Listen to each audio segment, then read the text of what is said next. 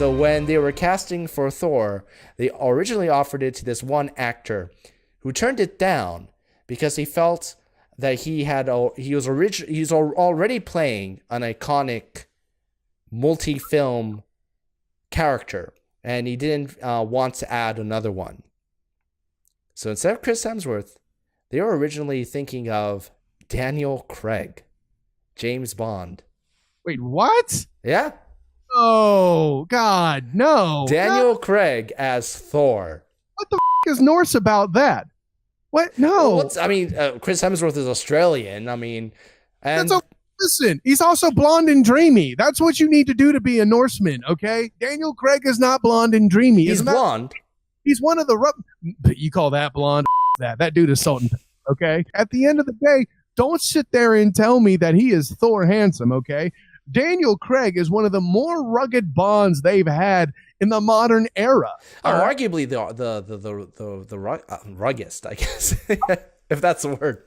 Listen, Sean Connery is handsome, but that's a rugged motherfucker too. All right, I mean that's a contest. I have to give you. Yeah, but Sean Connery was the perfect blend of ruggedness and charm. Yes, and that's why I'm saying that. I'm saying that Connery would be his biggest rival. I'm not prepared to weigh in which I think is more rugged, simply because my sampling of the Connery films are incomplete.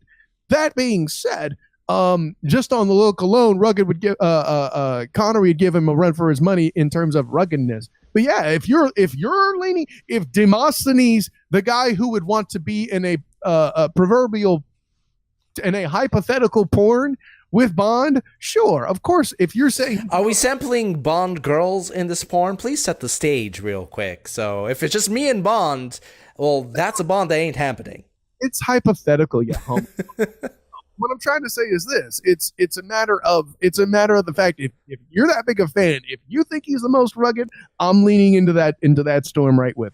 Here's the thing: I think Daniel Craig is an interesting choice. I think he's the wrong choice.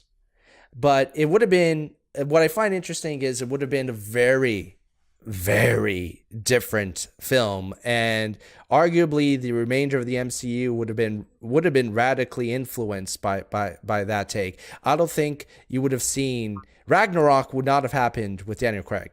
God, I was just about to say completely different film, and God, no. Oh. But Daniel Craig in a Kenneth Branagh Shakespearean take, which was the first film, right? Yeah, that I can see happening.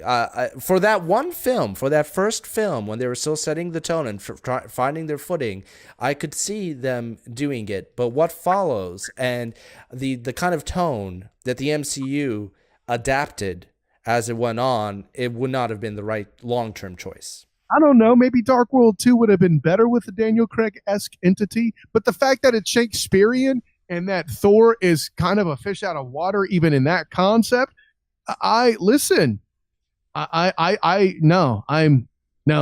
I think one of the biggest things that would have come in play is I think that Daniel Craig, even at that particular juncture in his career, would have been too old for the role.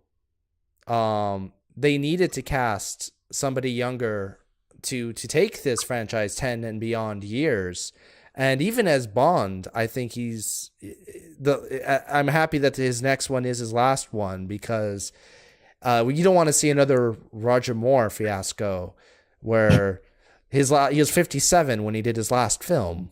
You want to talk about fiascos like that? Let me point out Charles Bronson in Death Wish, homie. Okay. Well, that's a completely different type of character, though. I mean, part of me would want to see a Daniel Craig-led Thor film out of curiosity, but they made the right choice with Hemsworth.